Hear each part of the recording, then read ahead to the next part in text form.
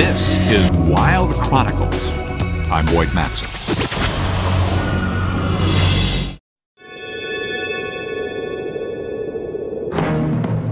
Mount Everest. At more than 29,000 feet, it towers over everything else on Earth, making it the ultimate challenge for mountain climbers. But with extreme challenge comes extreme risk. And Everest is no exception. To date, the mountain has claimed the lives of some 200 climbers, about 1 for every 8 who have reached the top.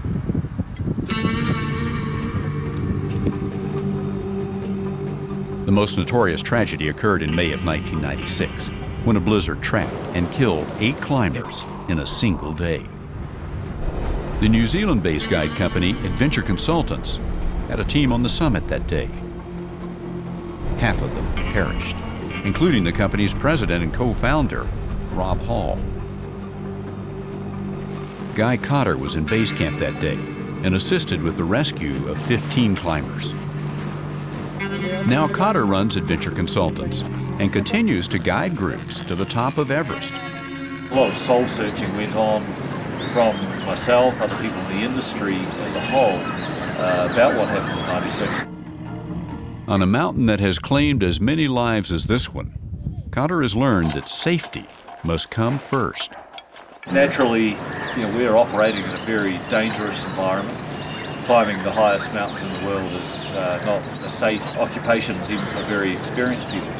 And so we have to apply an additional level of safety and resources to try and minimize risk. It's April in Nepal, and Adventure Consultants is organizing an expedition up Everest for a group of climbers nicknamed Team Canada. They will be led by experienced climbing guides Luis Benitez and Steve Moffat. Together with nearly a dozen Sherpas, they will begin the long journey to the summit. But first, every bit of gear that goes up the mountain is checked and rechecked by the guides.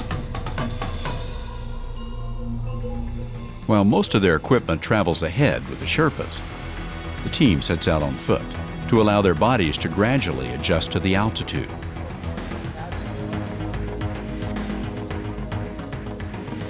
There she is, Big E, pointing one right in the back. Yeah, a few days to travel yet. A week later, the team approaches base camp. At more than 17,000 feet above sea level, this will be their home for the next month and a half. In 1996, the team was caught off guard by a sudden storm. Today, computers and satellite phones allow the guides to monitor the latest weather conditions and communicate with the outside world. Morning. The climbers take part in a puja ceremony to ask permission to set foot on the mountain.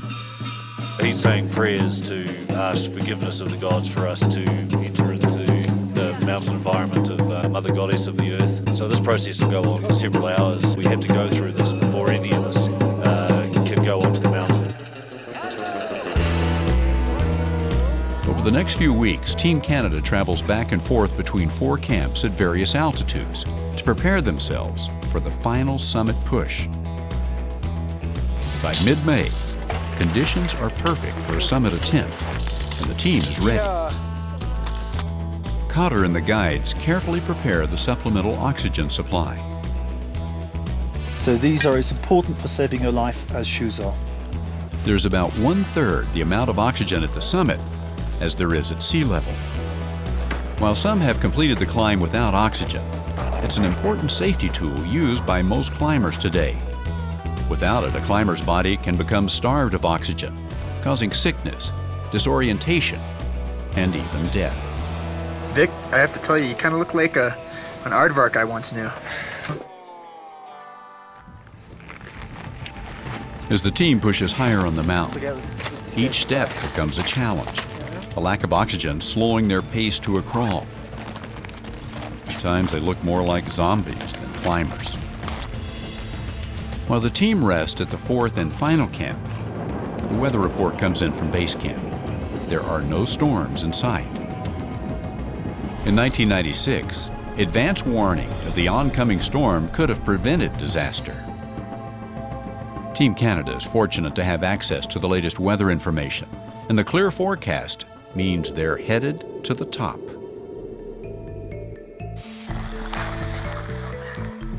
The team sets off in darkness. After hours of trudging, day breaks, and the summit of Everest appears in the near distance. We're just about to climb the hill and stack. We're really close to the summit now. It's such a dream come true. The sun's coming up, it's beautiful. After nearly 2 months of work, Team Canada reaches the top.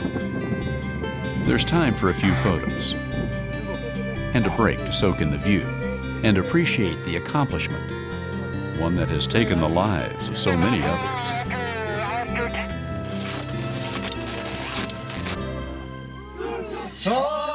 Back at camp, the team is welcomed with a celebration put on by the Sherpas.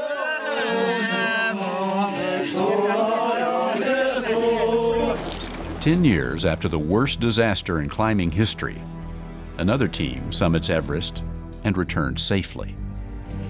But while Team Canada was successful, the season was not without its share of tragedy. 11 climbers from other expedition groups died on the mountain, the highest number since 1996. But for these climbers, and many like them, the risk is worth the reward, a chance to stand on the top of the world.